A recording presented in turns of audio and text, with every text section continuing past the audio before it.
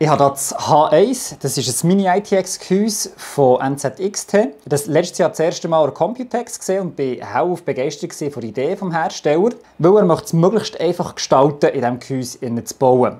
Macht Sinn, weil Mini-ITX-Gehäuse, weil sie auch klein sind, erfreuen sich immer grösserer Beliebtheit. Schauen wir mal, ob es am Hersteller gelingt, mit diesem Gehäuse effektiv eine gute Bauerfahrung zu haben. Es fängt schon mal an, wenn man das Gehäuse anschaut und auftun. Man hat da sogar schon eine schöne Beschriftung. Pull to remove front glass panel. Schön mit einem Ace gekennzeichnet, damit man ja nicht anders zuerst macht.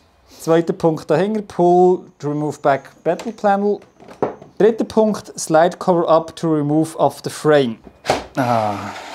Und dann haben wir das Gehäuse eigentlich schon ausgepackt. Was ich jetzt vielleicht dazu sagen kann, ist, es ist ein Kit-Gehäuse. Also du bekommst nicht nur das Gehäuse, weil das ist sehr teuer auf den ersten Blick, 380 Franken momentan bei Digitec. Du bekommst zu diesem Gehäuse zusätzlich, nebst dem Gehäuse selber, bekommst ein Riser-Kabel, weil das System von diesem Gehäuse ist Zweikammer, also auf der einen Seite hast du das Mainboard und auf der anderen Seite hast du die Grafikkarte, so in zwei verschiedenen Kammern. Nebst dem Riser-Kabel bekommst du noch AIO, 140 mm, und du bekommst zusätzlich ein Power Supply, 650 Watt, Gold zertifiziert.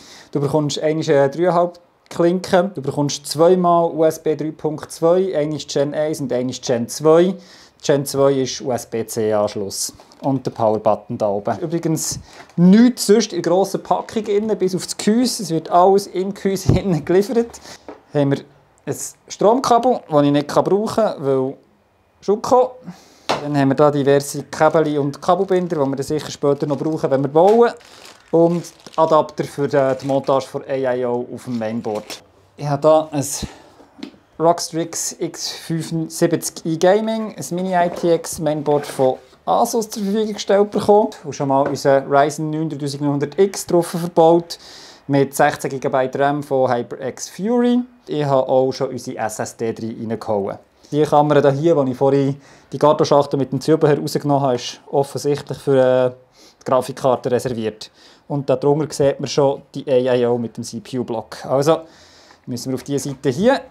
Jeder sollte eigentlich da innen können verbauen, weil es ist alles absolut idiotensicher angeschrieben.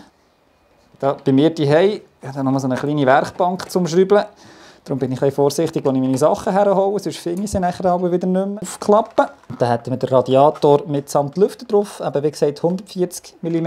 Man findet nicht heraus genau, was für einen das ist, weil NZX hat so einen nicht im Angebot. Normalerweise findet man ja 120er oder dann nachher den 240er, also mit 2 Lüfter 120er. Das ist jetzt hier nicht der Fall.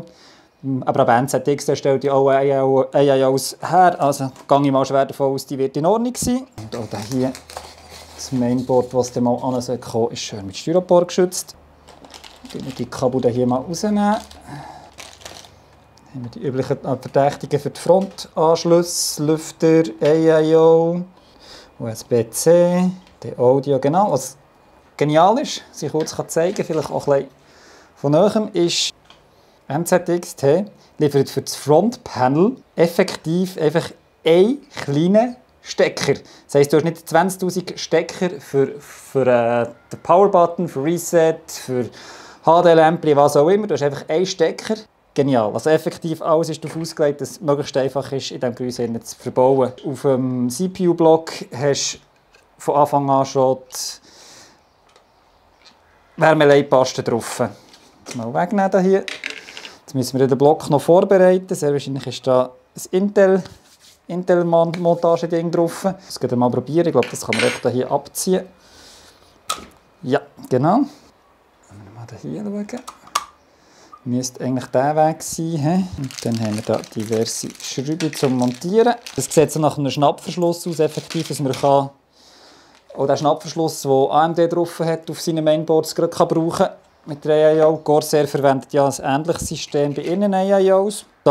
Es macht es einfacher, im Gehäuse zu verbauen. Für Leute, vor allem, die das erste Mal selber einen PC bauen wollen. Vom Design her des Gehäuses kann man vielleicht schon mal sagen, es erinnert ein bisschen an die Xbox Series X oder was auch immer der Name ist. Kompliziertes Namensschema als Xbox kann man sich definitiv nicht mehr aussuchen. Würden wir doch mal schauen, ob wir das Mainboard auch noch reinbringen. hier, sprich, ich muss wirklich die Grafikkarte hier unten montieren. Schauen wir mal, wie gut das geht. Bei Mini-ITX ist es ja häufig ein Gemurks, weil es eben schon eng ist. Hoffentlich, man sieht es von vorne. Dann haben wir halt die obere Stange hier. Jetzt probiere ich hier reinzudrehen, kommt mein Schraubenzieher oben an, aber zum Glück bei Elektronik sollte man ja eh nicht so murksen. Ja, funktioniert exzellent, zum Reintun. Also, das sehe ich jetzt noch, wenn ich da so reinschaue zum Power Supply. Das ist vollmodular, also sprich, du kannst auch die Kabel wechseln, kannst auf das gesleevte Kabel setzen oder sie selber sleeven. Die hier jetzt wirken aber schon so, auch da, NZX denkt mit, die haben effektiv die Kabel auf die entsprechende Länge schon zugeschnitten. Was war das jetzt? Leider hat man zwischenzeitlich die Kamera abgestellt, aber allzu viel hat er nicht verpasst. Ich habe die letzten Schräubchen reingedreht und schon mal ein paar Kabel reingetan. Ich kann euch das vielleicht mal kurz mit dem Handy zeigen. Hier. Und NZXT bietet sogar so schöne Kabelbinder, die man nutzen aus Velour.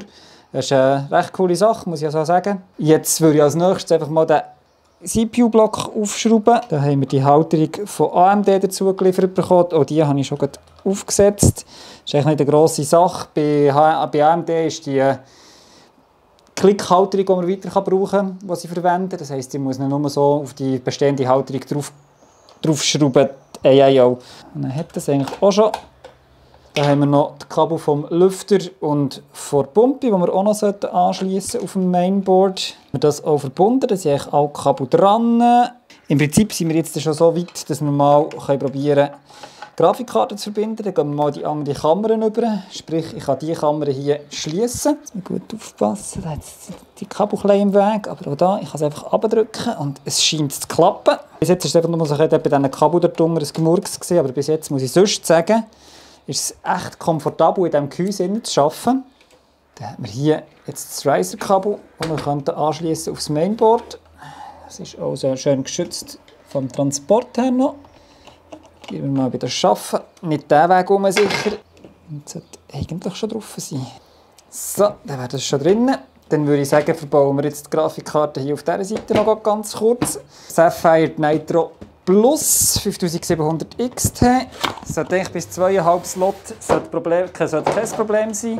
Und auch 305 mm Länge. Aha, sie ist zu lang. No worries. Ist jetzt halt, aber es ist ein Mini-ITX-Gehäuse. Sprich, das Review wird nicht ganz 100%ig vergleichbar sein. Hier haben wir es halt mit der 2070er super. Da sind wir in einer ähnlichen Kategorie von Leistung her. Das ist zwar breiter. Mal schauen, ob der Platz hat. Sonst haben wir dann noch 2070 Turbo von Asus, die wir probieren können. Hier die Schützchen wegnehmen. Cool ist an diesem Gehäuse, ihr seht, das ist das Zwei-Kamerasystem. Das ist eigentlich im Prinzip ist alles in der Vertikalen drin, das Mainboard und die Grafikkarte. Und unten nachher hast du nachher die Anschlüsse. Das ist einerseits cool, weil dann hast du nicht die Kabel, die einfach hinten raushängen, sondern sie kommen schön rausgeführt. Andererseits hast du halt nachher immer, musst du das Gehäuse immer ein bisschen kippen, wenn etwas Neues anstecken hinten nachher. Sie ist drin, tatsächlich. Aber du schüsst, würde ich sagen, hier kommt sie leicht an, aber ich muss die Karte irgendwie ziehen und gleichzeitig schrauben können. Jetzt ist es gegangen. So. Über diese Blende hier sollte man eigentlich zu den Kabel kommen vom Netzteil. Da kann man einfach rausziehen. Und dann hat man nachher auch verfügbare Kabel. Jetzt schauen wir mal, was wir da alles noch haben, die wir noch anschliessen können. Wir haben so ein paar SATA-Anschlüsse, 2. Und die PCI Express, die wir jetzt brauchen für die Grafikkarte. Also ist eigentlich alles da, was es braucht. Gut. Rein. Da drin. Die anderen Kabel kann man da wieder reinschieben. Und ich kann es vielleicht noch kurz mit dem Handy zeigen, damit man es besser sieht hier. Effektiv bietet es für bis zu 2,5 Zoll Platten Platz da innen, neben dem Netzteil, die kann man da einfach reinschieben. Dann wären wir eigentlich mit dem Verbauen schon fertig, soweit. So, da bin ich wieder. Ich habe den PC schon mal aufgestartet, weil wenn man weiss, wenn man ein neues Mainboard verbaut, dauert es immer einen Moment, bis alles wieder richtig eingerichtet ist.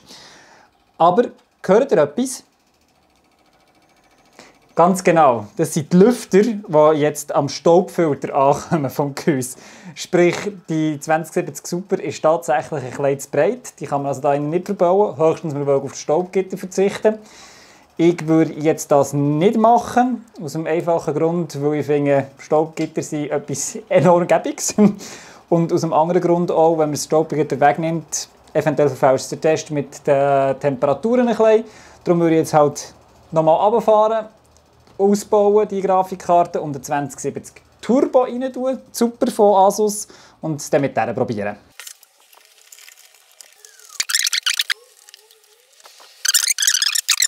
Probieren wir unser Glück nochmal.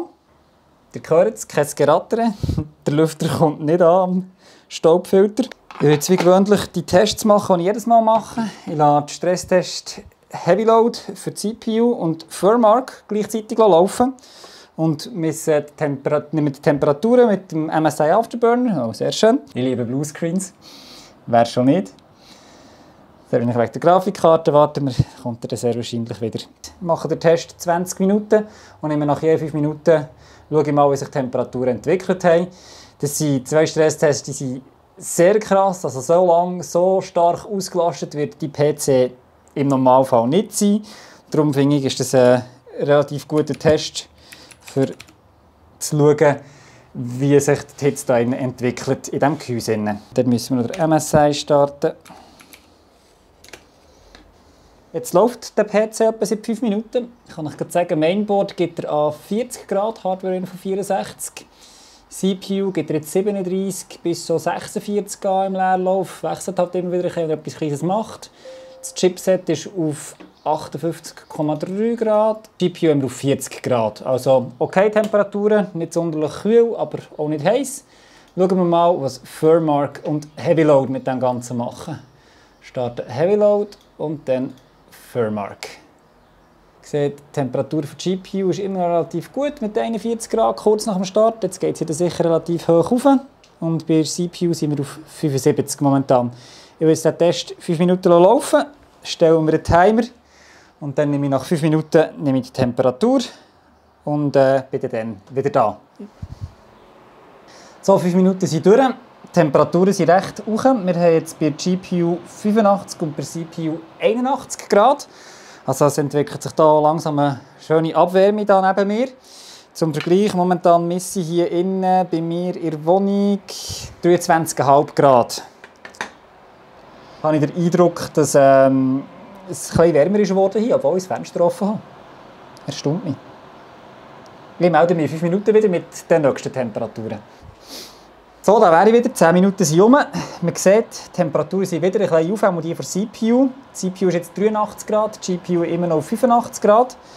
Und ja, ich sehe auch, die Raumtemperatur wird langsam höher, 25,1 Grad messe jetzt. Trotz offenem Fenster heizt das Ding ganz ordentlich.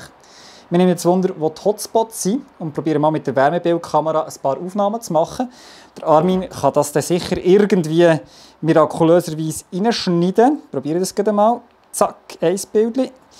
Ich sehe schon, es kristallisiert sich etwas raus. Es ist die Seite von der GPU, die Kamera von der GPU, die enorm heiß ist. Und ich kann dir das nachher noch zeigen. Und es ist vor allem im unteren Bereich wirklich extrem heiß wird. Wir haben eine blaue Karte drin, sprich die Luft rausholen, die Grafikkarte. Darunter, bei den Anschlüssen, ist es wirklich dummy heiß. Wir machen da mal eine neue Aufnahme. Ja, es zeigt tatsächlich 74 Grad an. Ich hoffe, Kabel schmilzen wir nicht davon. Also effektiv, blaue Karte in diesem Gehäuse, keine gute Idee. Ich melde mich in 5 Minuten nochmal mit dem nächsten Resultat und dann schauen wir die Lautstärke an. So, der Stresstest laufen jetzt eine Viertelstunde. GPU 86, 85 Grad, das wechselt momentan immer ein bisschen. CPU 84 Grad, also es wird konstant immer noch ein bisschen heißer. Ich würde jetzt mal noch ein bisschen Lärmemissionen messen. Für das muss ich aber euch kurz aussperren. Unser Dezibel-Messgerät kann nämlich den Lärm von draussen leider nicht ausblenden. Dann tue ich heute die Balkontür zu. Ich hoffe, man hört mich nachher noch. Es ist ziemlich laut, so um die 55 Dezibel herum. Sagen wir mal 30 cm Entfernung vom Gehäuse. Das ist schon relativ laut. Das ist natürlich die blaue Karte, die einen rechten Lärm erzeugt. Das habe ich ja schon beim Review von dieser Karte gesagt. Es ist vor allem dieser geschuldet. Eine andere Karte würde sicher weniger Lärmemissionen machen. Hinzu kommt eben, wie vorher schon gesagt, die blaue Karte, wo alles da unten raus muss, schlechte Idee. Gescheiter eine mit Axial statt Radiallüfter. Ich melde mich 5 Minuten nochmal mit den abschließenden Temperaturen. So, die 20 Minuten sind durch. Temperaturen, CPU ist jetzt gerade runter, 2 jetzt sogar wieder, 82 und GPU 85, die hat sich dort eingependelt. Ja, man kann sagen, es ist echt, die Temperaturen sind nichts Außergewöhnliches. Also eigentlich auch bei den grossen Gehäusen, bei den MIDI-Towers, die ich bisher getestet habe, haben wir solche Ergebnisse vergleichbare gehabt. Grosser Vorteil hier für die CPU ist sicher die IO, die drin ist, die sicher ihres leistet zu den relativ tiefen Temperaturen. Die GPU haben wir gemerkt, auf jeden Fall keine Blower-Karte verbauen, ist keine gute Idee bei diesem Gehäuse, darauf würde ich verzichten. Ich finde es einfach so absolut schönes Gehäuse, ich finde es enorm schön. Ich habe mich kaum drauf satt gesehen. Die Bauqualität ist ebenfalls exzellent und auch zum Verbauen. NZX hat auf jeden Fall das erreicht, was sie wollen. Es ist ein Genuss, da zu bauen in diesem Gehäuse. Man hat halt einfach übliche Begrenzungen von Mini-ITX. Halt, es ist eng, aber auch das nicht wahnsinnig viel schlimmer als jetzt in größeren Gehäusen, sage ich mal. Was sicher ist zur Optimierung, wenn man da irgendwo hätte können Ausstosslüfter reinbauen. Das hat vielleicht schon ein bisschen geholfen. Oder einen zusätzlichen Intake-Lüfter, dass man noch einen positiven Druck aufbauen kann. Hat man halt einfach wie keine Möglichkeit in diesem Gehäuse innen. Sonst ist es eigentlich ein super Gehäuse, da kann man überhaupt nichts sagen. Der Preis ist halt relativ hoch mit diesen 380 Franken zurzeit bei uns im Shop. Rechtfertigt sich auch ein bisschen durch die DAO, die integriert ist, das Riser-Kabel und sicher auch das Power Supply. Ob das effektiv nachher das ausmacht, vom Preis her, ob das rechtfertigt, das muss jeder für sich entscheiden. Wenn jemand ein ITX-Gehäuse bauen und eine gute Bauerfahrung haben und also einfach mal das gesehen, wie wirklich einfach, dass es im Prinzip kann sein, ein ITX-Gehäuse zu verbauen, ist es auf jeden Fall eine ganz klare Empfehlung. Oh! Peelboard vergessen. Geht ja gar nicht. Ah, die schönste haben wir vergessen. All die Kleber nehme ich ein anderes Mal weg.